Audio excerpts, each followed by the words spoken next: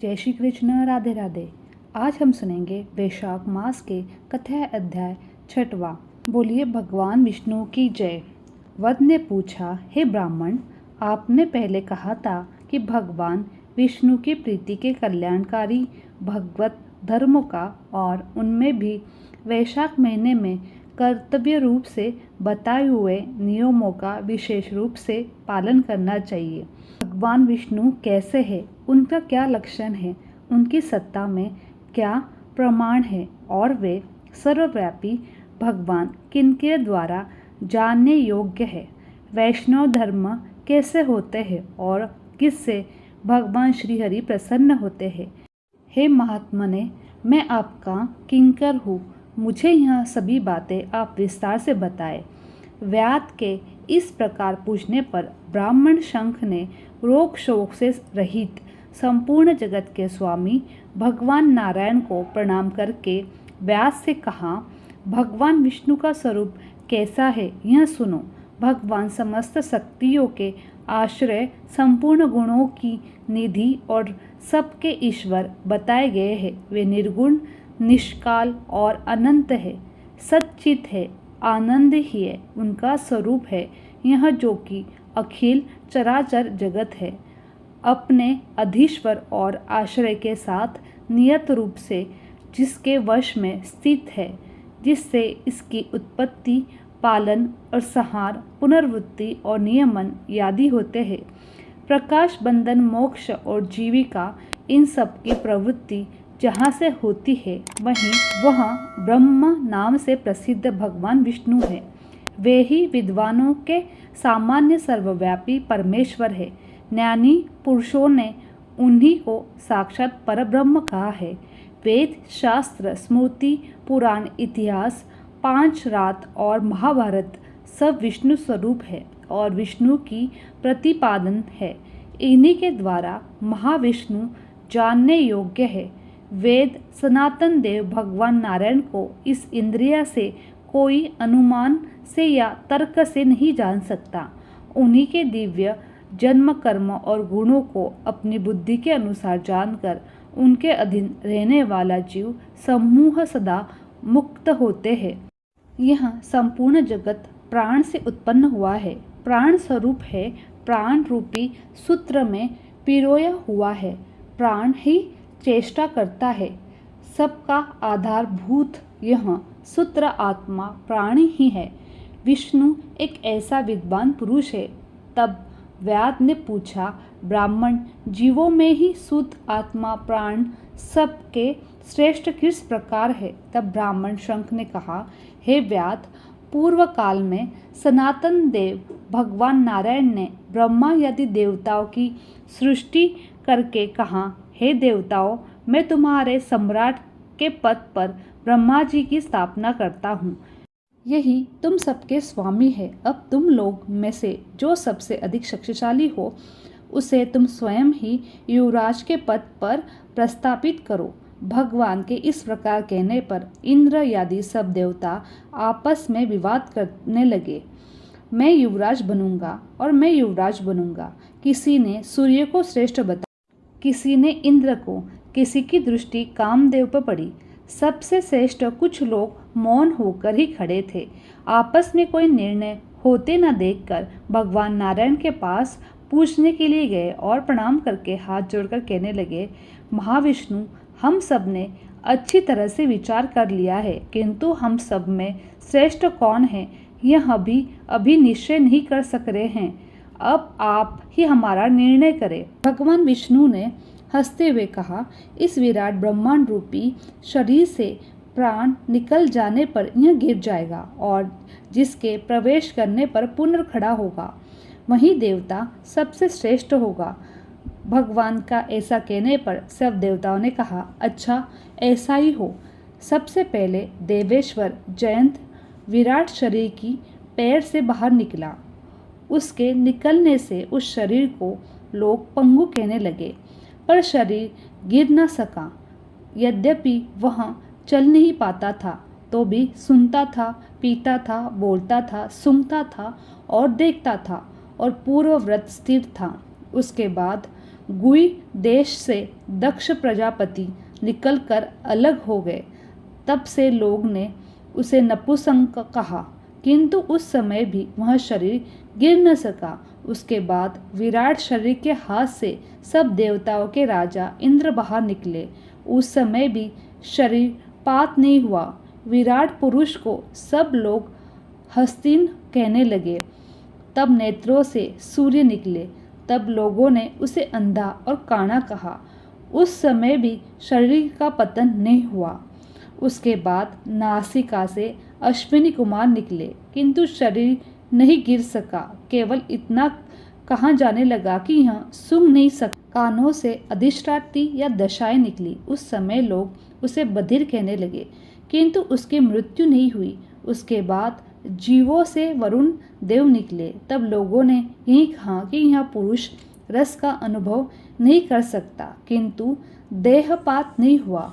उसके बाद वाक इंद्रिय से उसके स्वामी अग्निदेव निकले। उसमें से उसे गूंगा कहा गया, पर शरीर भी नहीं गिर पाया। अंतकरण से बद्ध स्वरूप रुद्र देवता अलग हो गए। उस दशा में लोगों ने उसे जड़ कहा, परंतु शरीरपात अभी भी नहीं हुआ था। उसके अंत में उस शरीर से प्राण निकला। तब लोगों ने उसे मरा हुआ कहा। इससे देवताओं के मन में बड़ा ही विस्मय हुआ। तब वे सभी एक स्वर में कहने लगे कि हम लोगों में से जो भी इस शरीर में प्रवेश करके इसे पहले की भांति उठा देगा या जीवित कर देगा, वही युवराज होगा। ऐसी प्रतिज्ञा करके सब क्रमशः उस शरीर में प्रवेश करने लगे। जयंत ने पैरों में से प्रवेश किया, शरीर नहीं उठ पाया। प्रजापति दक्ष ने गुई इंद्रियों में प्रवेश किया, लेकिन शरीर नहीं उठा। इंद्र ने हाथ से, सूर्य ने नेत्रों में, दिशाओं ने कानों में और वरुण देव ने जीवा में, अश्विनी कुमारी ने नासिका में प्रवेश किया। अग्निदेव ने वाक इंद्रिय में, रुद्र ने अंतकरण में प्रवेश किया, पर वह शरीर नहीं उठा। सबके अंत में प्राणों ने प्रवेश किया और फिर वह शरीर उठकर खड़ा हो गया। तब देवताओं ने प्राणों को ही सब देवता में श्रेष्ठ निश्चय किया। बल, ज्ञान, धैर्य, वैराग और जीवन शक्ति में प्राणों को सर्वाधिक मानकर देवताओं ने उसी को युवराज पद पर अभिषेक कर दिया।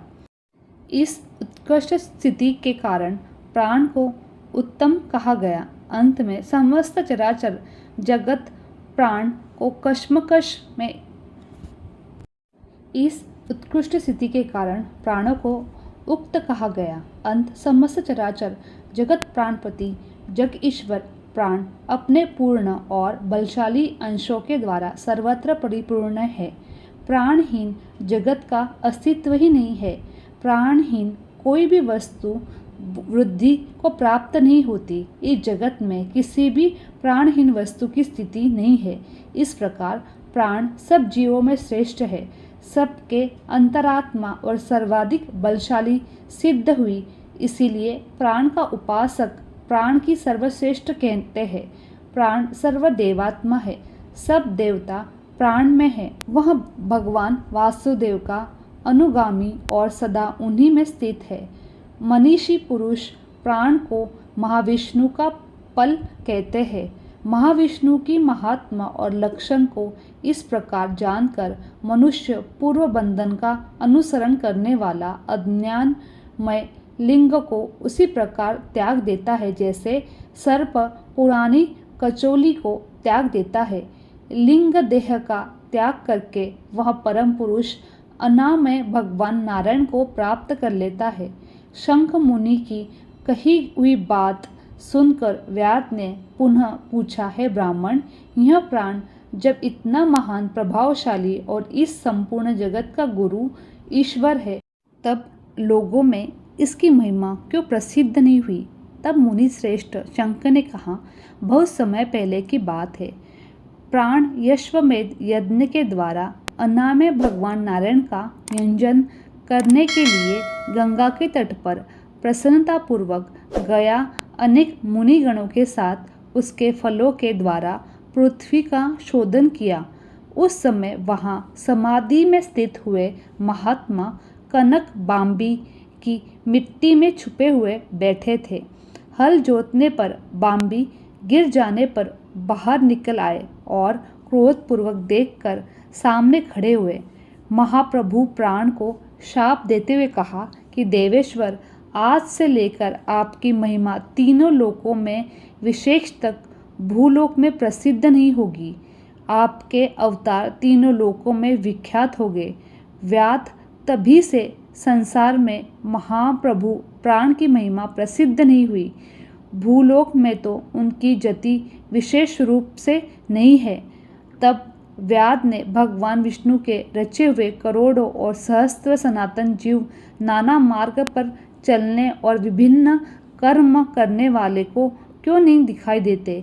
इन सब का एक सा स्वभाव क्यों नहीं है? यह सब मुझे विस्तार से बताए। तब मुनि श्रेष्ठ शंख ने कहा, रजोगुण, तमोगुण और गुणों में भेद 3 प्रकार के जीव समुदाय होते हैं।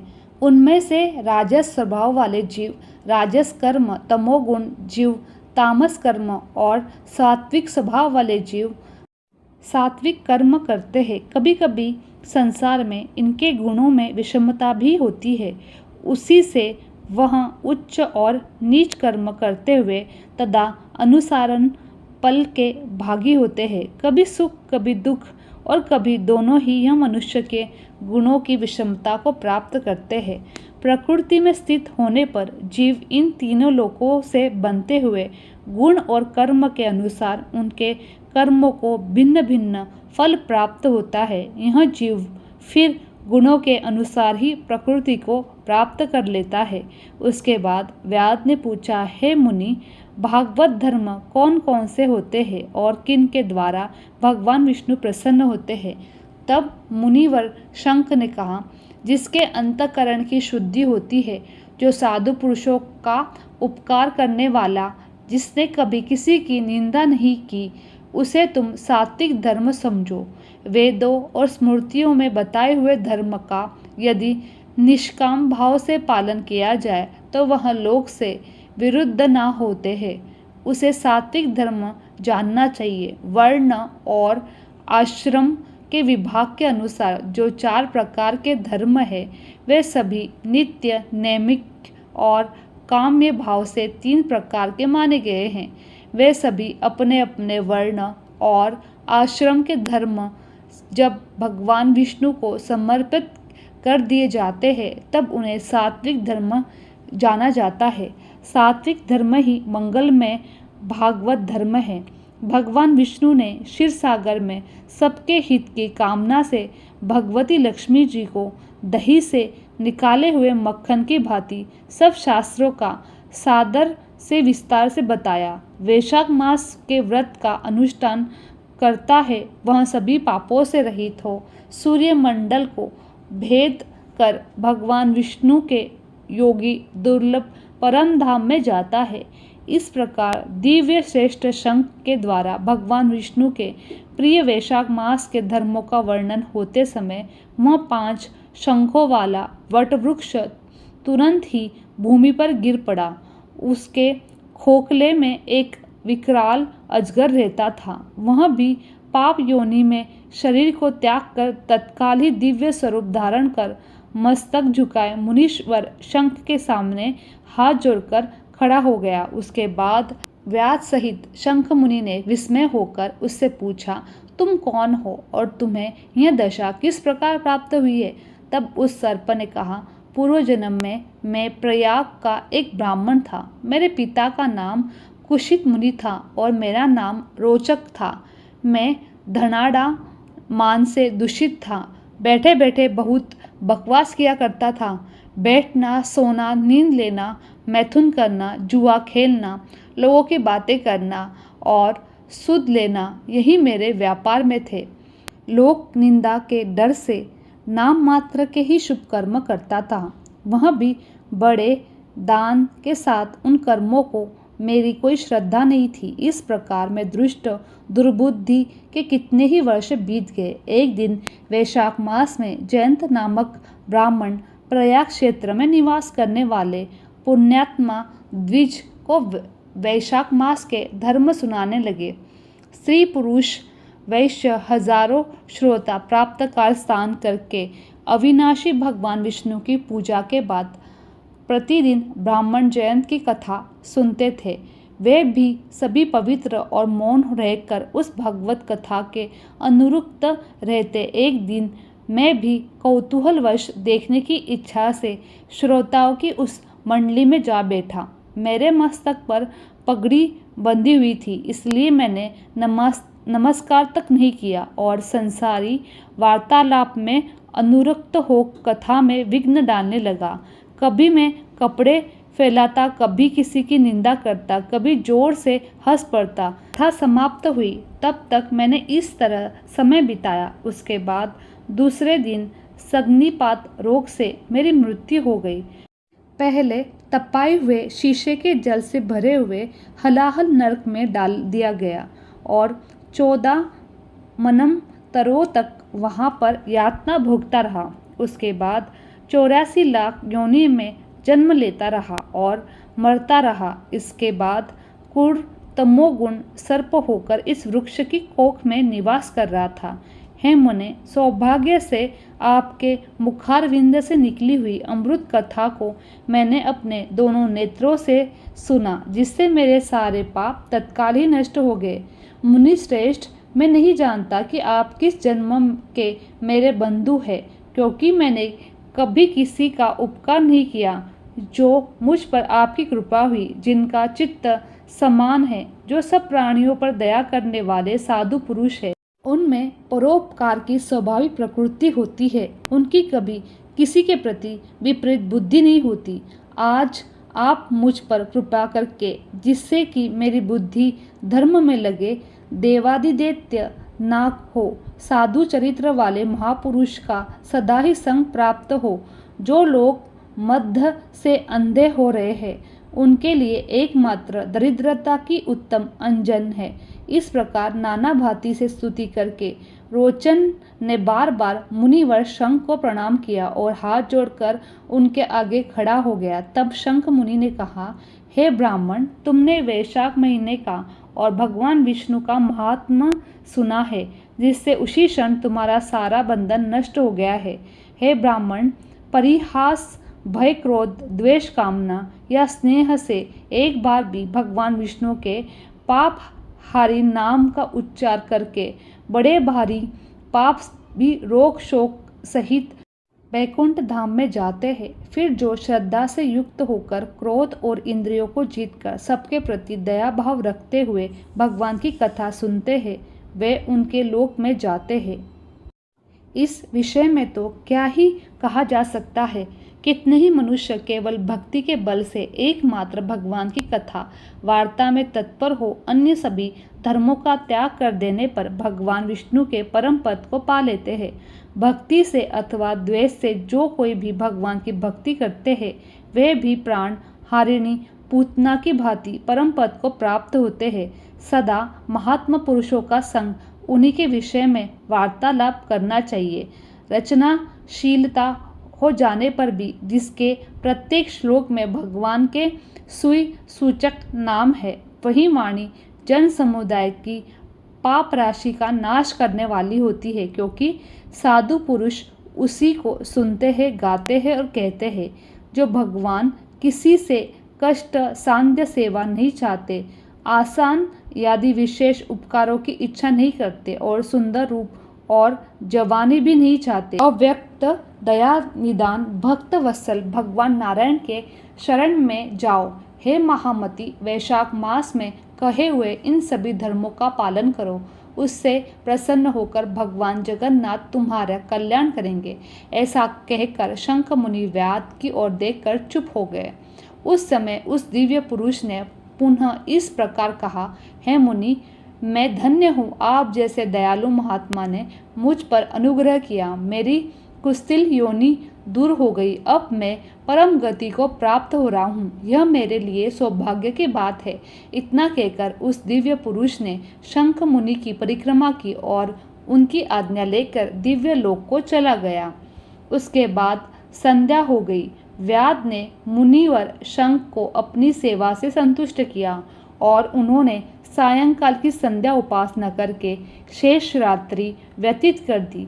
भगवान की लीला अवतारों की कथाएं वार्तालाप के द्वारा रात व्यतीत करके शंख मुनि ब्रह्म मुहूर्त में उठे और दोनों पैर धोकर मौन भाव से तारक ब्रह्म का ध्यान करने लगे। उसके बाद शौच आदि क्रिया से निवृत्त होकर वैशाख महीने में सूर्योदय से पहले स्नान किया और संध्या तर्पण आदि सब कर्म समाप्त करके उन्होंने हर्षयुक्त हृदय से उस व्याध को बुलाकर उसे राम इन 2 अक्षर वाले नाम का उपदेश दिया और जो वेद से भी अधिक शुभ कारक है और उपदेश देकर कहा, भगवान विष्णु का एक नाम भी संपूर्ण वेदों से अधिक महत्वशाली माना गया है। ऐसे अनंत नामों से अधिक भगवान विष्णु का सहस्त्र नाम और उस सहस्त्र नाम के समान राम का नाम माना गया है। इसलिए व्याध, तुम निरंतर